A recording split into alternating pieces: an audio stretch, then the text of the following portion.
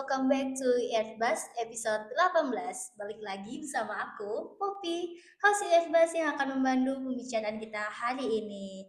Nah, seperti biasa, kita bakal ngobrol santai tapi tetap berbobot seputar isu internasional, nasional, dan dunia hiburan. Nah, di episode kali ini, kita bakal bahas 3 topik yang semuanya punya benang merah, semua tentang bagaimana manusia bersatu dan mengekspresikan diri di tengah dunia yang terus berubah. Nah, kali ini aku bersama 2 anak magang dari divisi ICO, yaitu Nashwa dan Luna. Perkenalan diri dulu dong. Halo semuanya, perkenalkan nama aku Nashwa Dinasanah, biasanya dipanggil Nashwa. Aku dari HI 2025 dan aku di sini sebagai magang ICO. Halo Nashwa. Halo. Halo semuanya, aku Aluna Kairunisa Erian, biasa dipanggil Luna dari HI Angkatan 25. Halo semuanya. Halo Luna.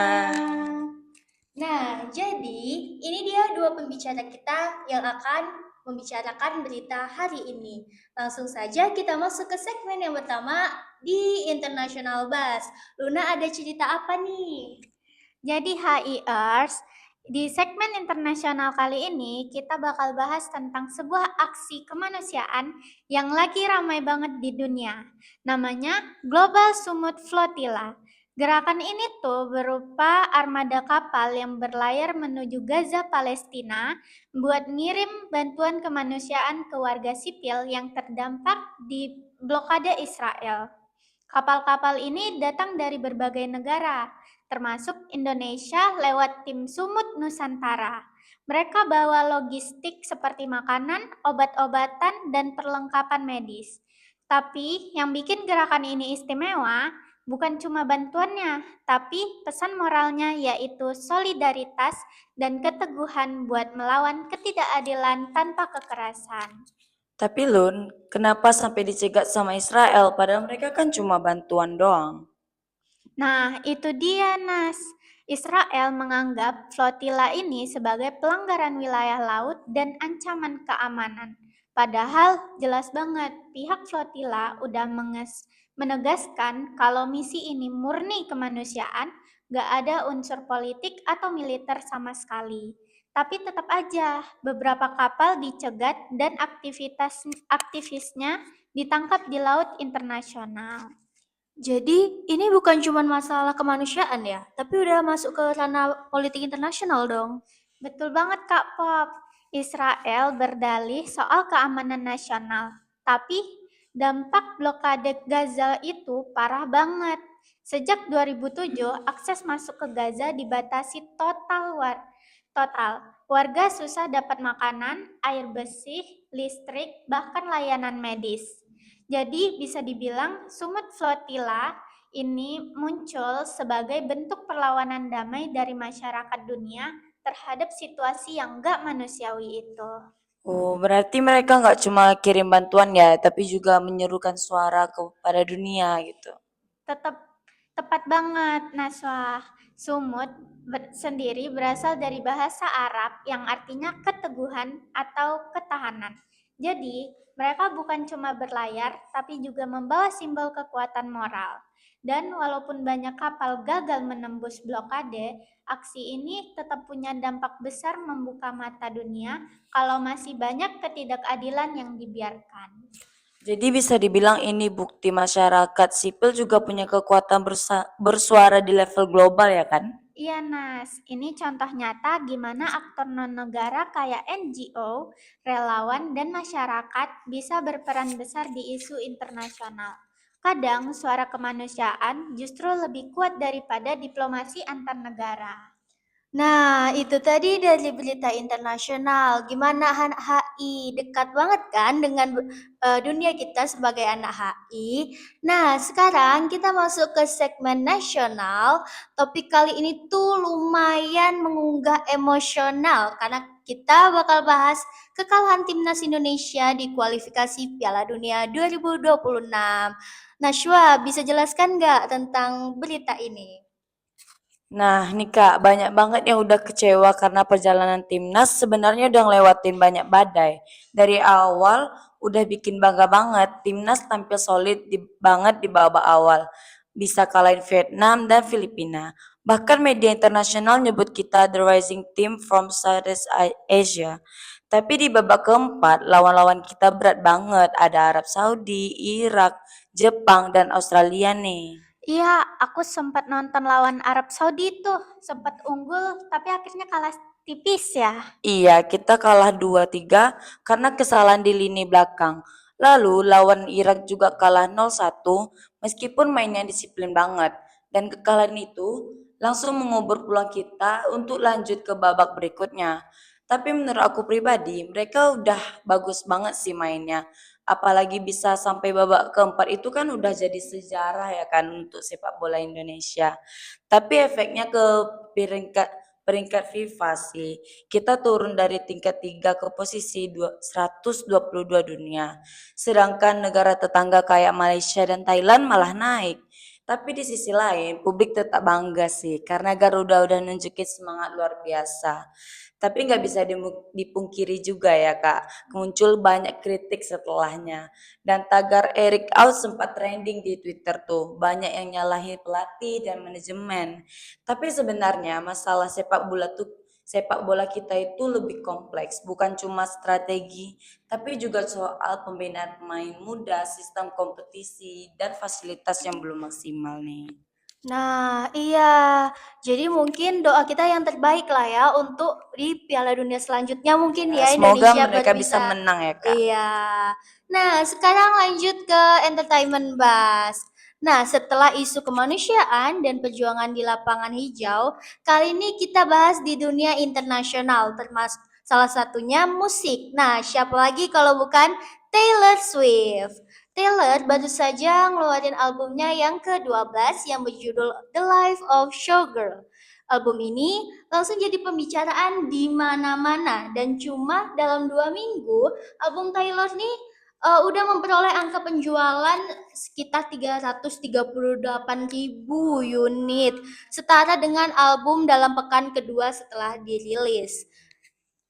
Nah ya nih Kak, dan album ini juga istimewa banget karena Taylor ini kolaborasi loh sama Sabrina Carpenter yang judulnya itu The Life of Showgirl kan? Betul banget Nashwa. Nah, kolaborasi ini itu cukup mengejutkan karena keduanya tuh sebelumnya dikenal punya gaya musik yang berbeda. Tapi ternyata hasilnya disatukan tuh keren banget. Nah, lagu utamanya itu punya nuansa pop yang klasik dengan sentuhan teatrikal yang bikin pendengarannya tuh serasa nonton pertunjukan Broadway versi Taylor Swift gitu.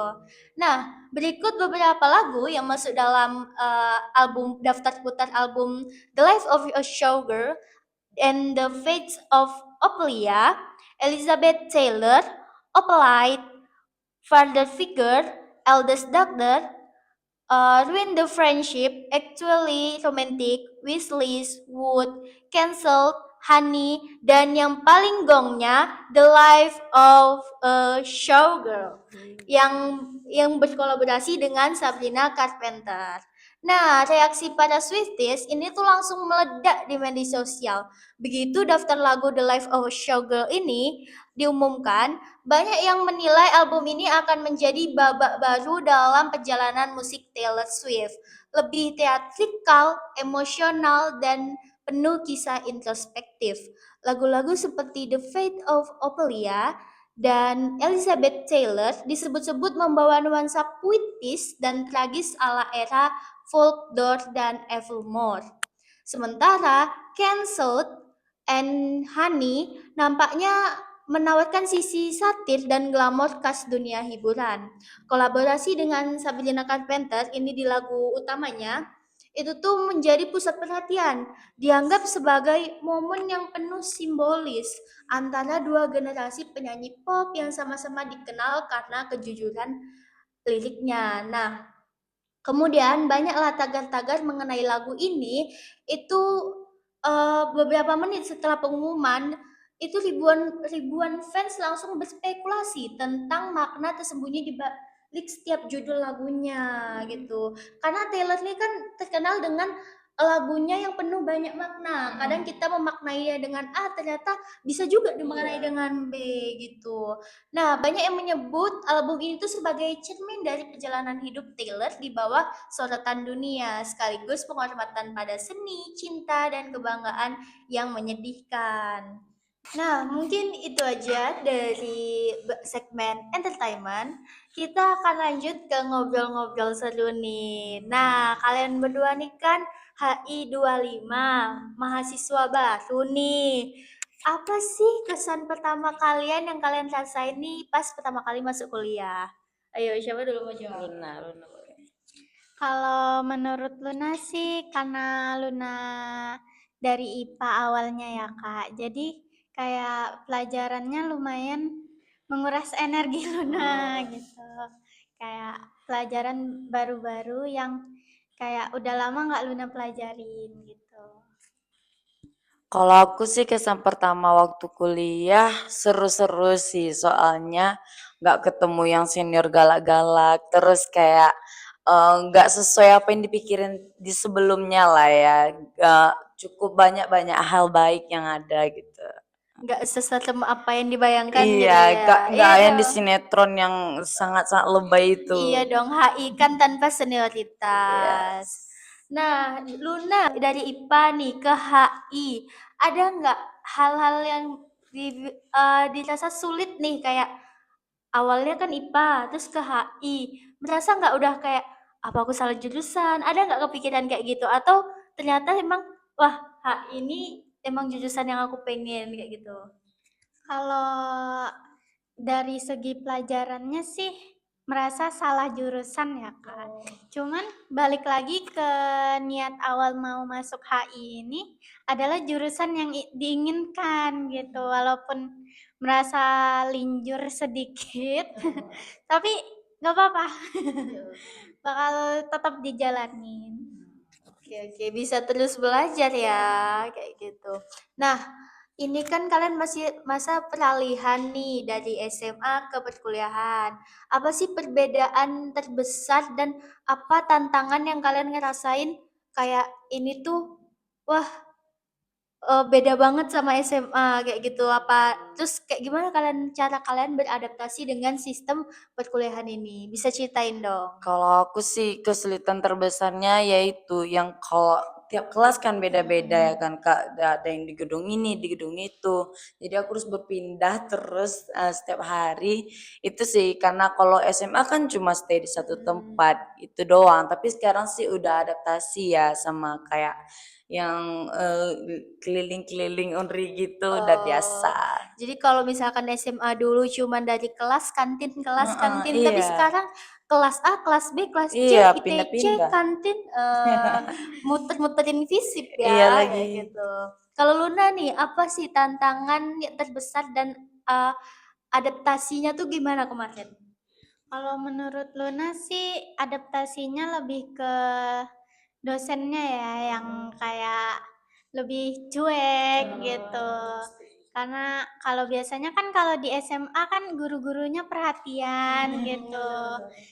Jadi Luna kayak kalau di kuliahan ini kayak kita harus mandiri sendiri-sendiri semuanya.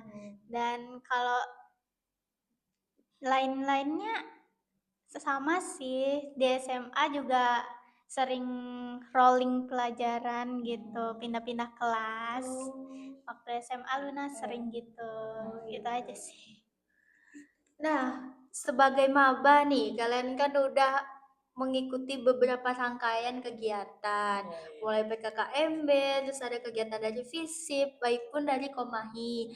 Apa sih satu kegiatan yang kalian tuh merasa seru banget dan kayak, wah aku nih salah satu bagian dari HI banget nih udah sekarang nih. Kalau aku sih yang paling berkesan itu waktu kita PKKMB sih Kak, apalagi di situ baru ketemu sama teman-teman, sama kating-kating yang lain kan, juga kita saling berinteraksi di situ. Di situ sih aku kayak merasa, oh ini jadi rupanya bagian dari HI Unri itu, gitu sih. Kalau Luna gimana nih?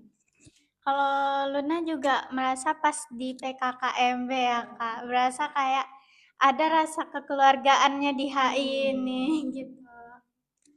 Nah, kalian kan cerita masalah PPKMB nih, pertama ketemu teman-teman yang baru.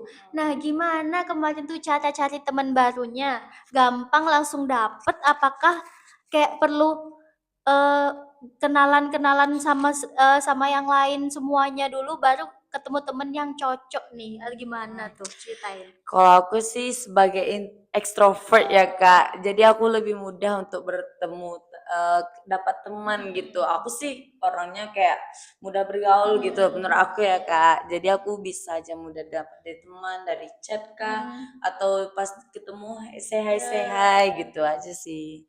Oh, jadi langsung kayak Langsung. ketemu banyak orang gitu ya, gampang ya. Nah, kalau Luna nih gimana?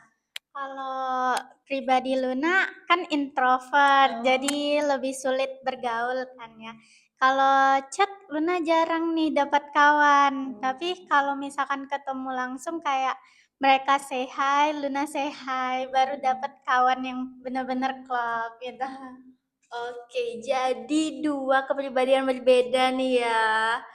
Ya mungkin gampang cari temen itu ya tergantung kita cocok atau enggak sih. Kadang emang walaupun ekstrovert kita ketemu banyak orang, tapi kalau nggak cocok ya nggak bakal jadi temen juga gitu.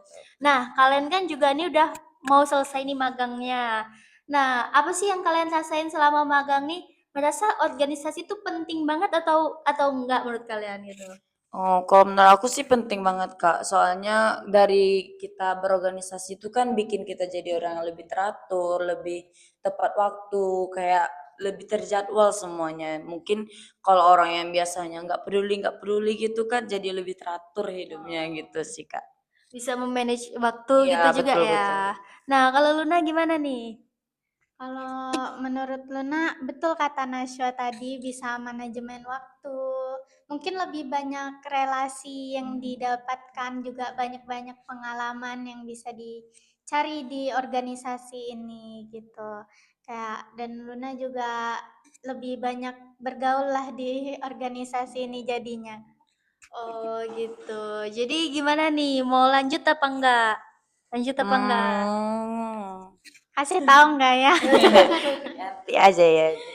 Kasih ya. Nah, mungkin ini pertanyaan terakhir nih. Aku pengen tahu banget sebagai kalian magang ICO. Apa pengalaman yang paling berharga atau pelajaran yang paling berharga kalian dapatkan selama magang di ICO ataupun di Komahi ini? Apa sih? Bisa dong ceritain. Kalau dari Luna sendiri kayak yang tadi Luna bilang mendapatkan kekeluargaan di HI gitu kan, kesulitannya gitu. Ya, kalau aku kurang lebih sama sih. Aku senang dapat keluarga ICO ini dan Komahi. Apalagi kakak-kakak seru-seru banget. Juga membimbing yang baik gitu. Aku suka banget. Nah, jadi berarti bener ya slogan HI satu tuh karena kekeluargaannya beneran ada kan. Nah, mungkin itu aja cerita kita pada segmen kali ini, HIers. Nah, sebelum aku tutup, jangan lupa like, comment, and subscribe. Bye-bye. Ya apa sih? Tempat baru canggung kali ya. Tapi nggak slow-mo kamu. Bisa penuh dahan.